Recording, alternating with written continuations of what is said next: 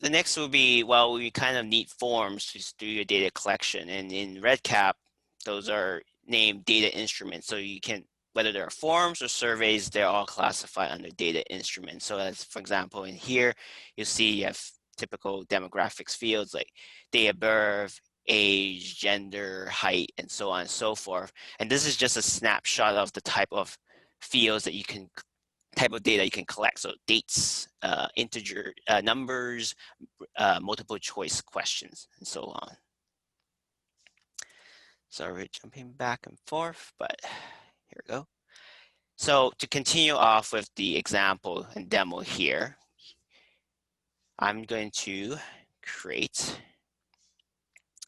So on the OSF, I've also have provided a very sample demographics form, and I would quickly go through the list of the questions that are on that list, just to kind of give you an example how the questions are created and give a sample of the type of questions you could have within REDCap.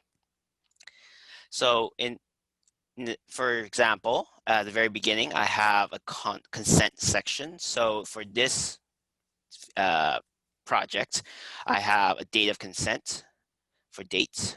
I'll show you later how to create a date field.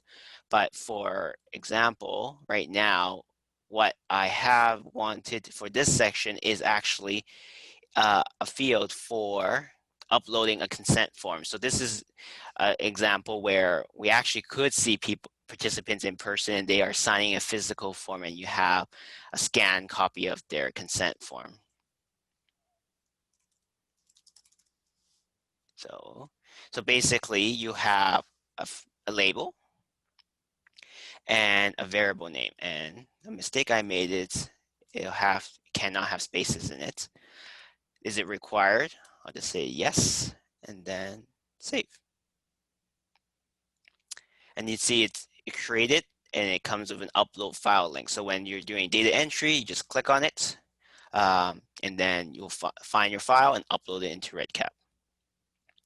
Now, for the demographics section of the form, I have name. So that's a very, very simple question type, a text box, a variable name, no validation, although I have selected is required and is identifier. I'll touch on what it means by when you flag something as identifier, but basically it kind of gives you a safeguard for anything that REDCap would do something unique and safeguard any data that's classified as identifier, which name is obviously is.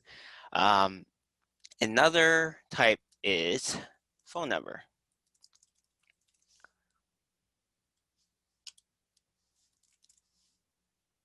So the key is, it's, as you note, it's like the name question type, it's also used as a text box, but the difference is you look into the list of validation.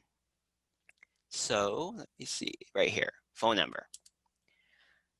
This way, REDCap will actually check for you that the data or the response that's entered is actually a valid phone number in this case.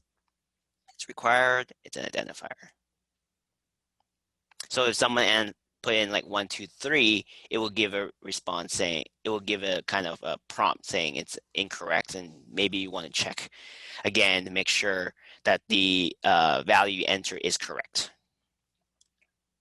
Another common question that a lot of research projects uses, especially if their project requires survey distribution, is emails. So similarly, you will look for a validation. So in this case, email.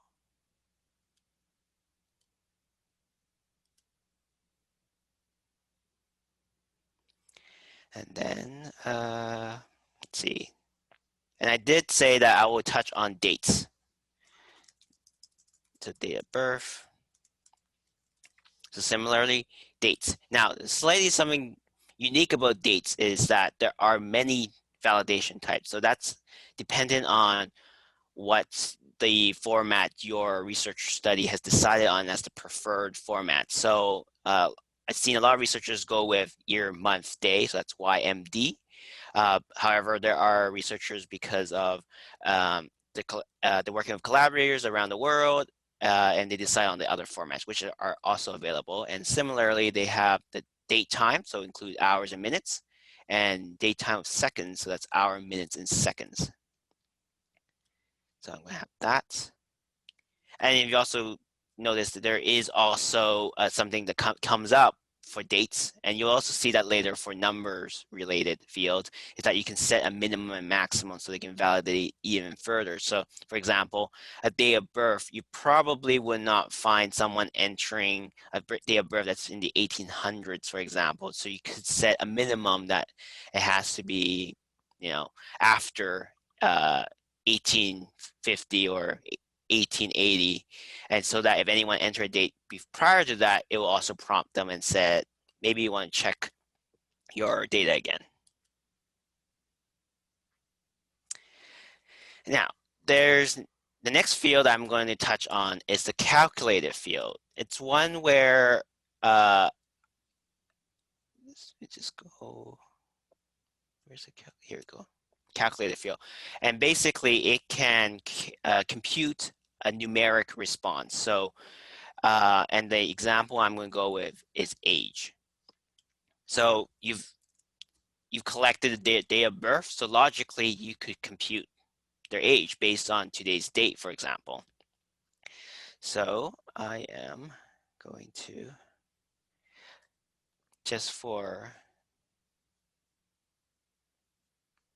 going to find that formula, and for reference, I have included in the presentation, so you can just copy and paste that in the future if you ever need this equation. But basically, it does a date calculation, a difference between two dates, and then compute how many years, so Y stands for years, and then rounds down. So let's say they're 10 and a half years old, so you round down so they're 10 years old.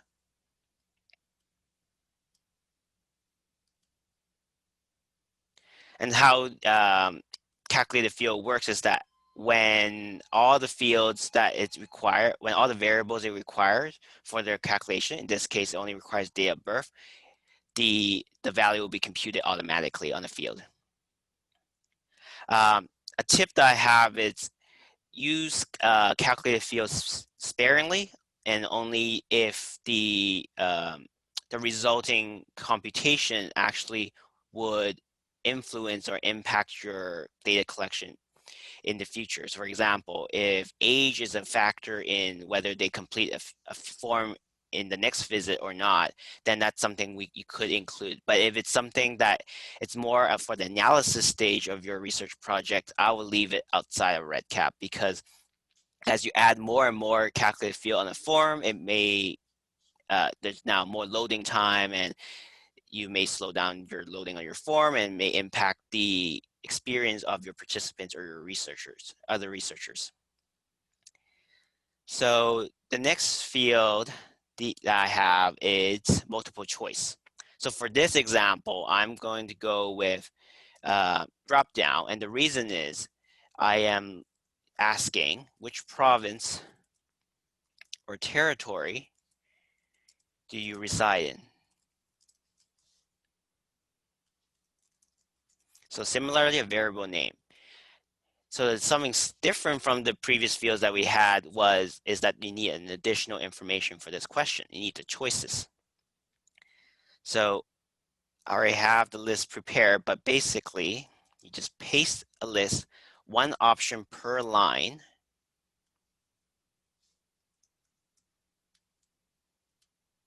Let's see if that will work. Close. And then I'll just say it's identifier. It will generate a drop-down menu with all the options. And the reason why I chose a drop-down menu instead of a radio button, which we briefly saw on my example in my slide, is that I find that if there are more than 10 options, which we do have more than 10 provinces and territories, it's a better experience for whoever's doing the data entry to click twice, like click once to open up the menu and then select their options. And something to note as well is that you also have the option for searching as well. So if your list gets a little long, let's say instead of province and territory, you have a list of countries, then I'll show you how that will work for searching, but then you can search for it instead of having to scroll through the list. Let's see, there you go. So if I search for Alberta, then the list will shorten, which is slightly a different, a better experience than if you had 13 different radio buttons and they have to go look through and click on the button. And the longer the list is, the better the drop-down menu is compared to the radio button.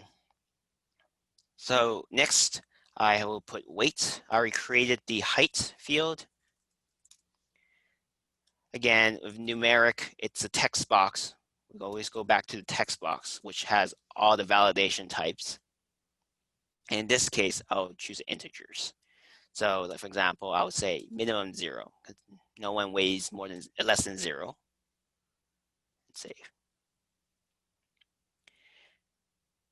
And very quickly, I'll do another calculated field, a very common calculated field.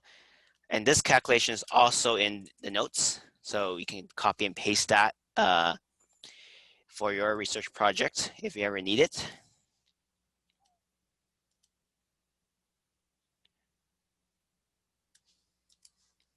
And a little different from the age calculation is that this time we actually use 2 variables, weight and height.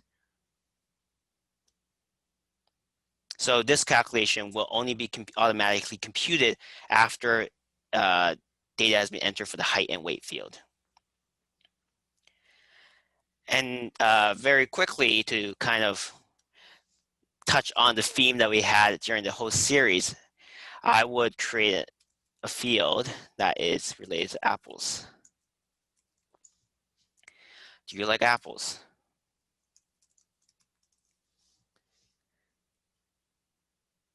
Yes, no. So the yes, no. So for example, yes, no questions is already a default, a question type just for yes, no. And it's kind of great that it helps you kind of standardize what the coding of the responses are. So 1 for yes and 0 for no.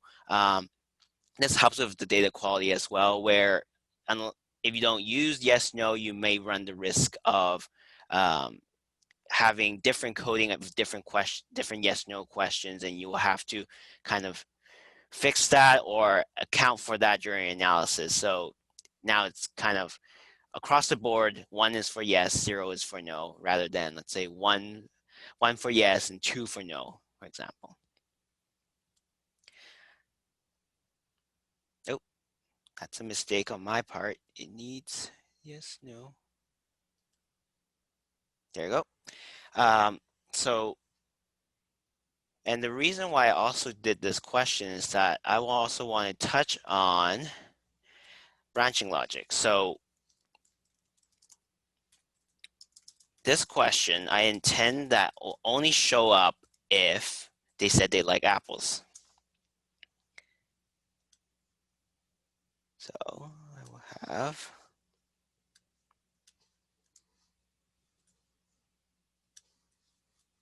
so they automatically coded the options for me. And how do you show this question when the participant or the researcher has selected yes, they like apple? How you do that is you click the green arrow, it opens up a menu. And I encourage, if you're just starting to use REDCap, to use a drag and drop logic builder. It makes the building logic a lot easier, and you don't have to worry about syntax or anything like that. So you scroll down for the question you're looking for. So do you like apples? So yes. So only show this question if they said yes to like apples question. And then you see that I also have other option. And typically with these kind of surveys or forms, if you have other, you kind of want to give them an option to fill out what is the other favorite type of apple they want. So I would add that here. So that would be a regular text box, just a plain box to fill in any response they want.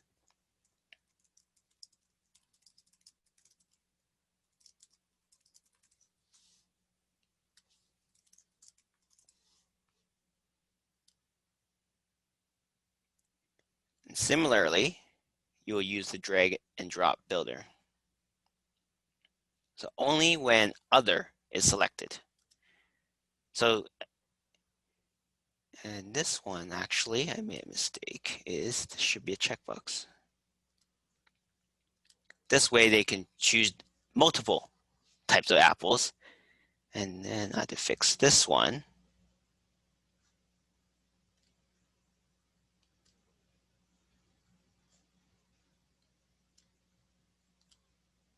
There you go.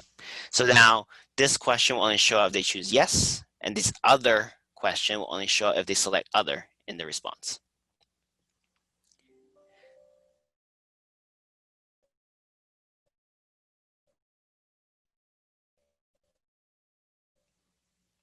Okay.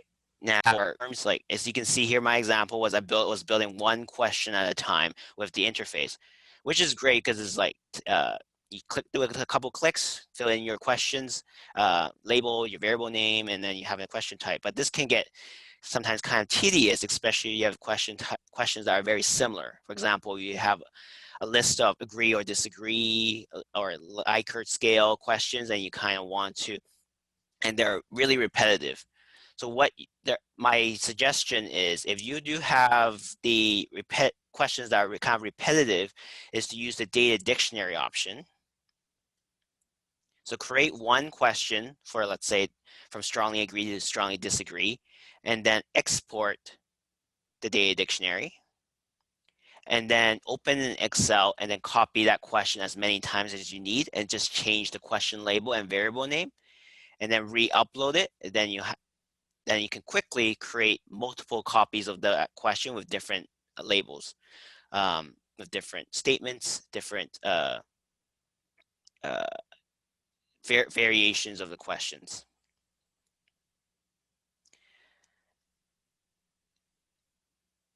Use the drag. Yes. So as part of my slides, I have one slide that's a list of tips, and I'll go through them very quickly. And if you have any questions to follow up on them, let me know. One is, oftentimes, especially a study that doing data collection for a long period of time, questions change. And along with changing questions, sometimes multiple choice options are retired. They're no longer relevant. So instead of removing it entirely, because that will impact the data that you already collected, I would suggest using the action tag, which I haven't really touched on during this presentation. But basically, it's a fancy way of saying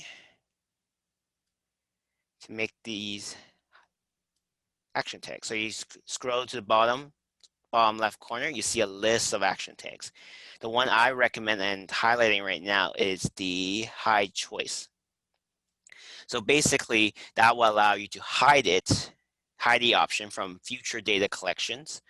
So they will no longer be visible, so then you can't select it, but they will appear for existing data that have already selected that option. So then you won't impact data that you already collected, but you will not continue collecting, have the possibility of collecting that option for that response in the future.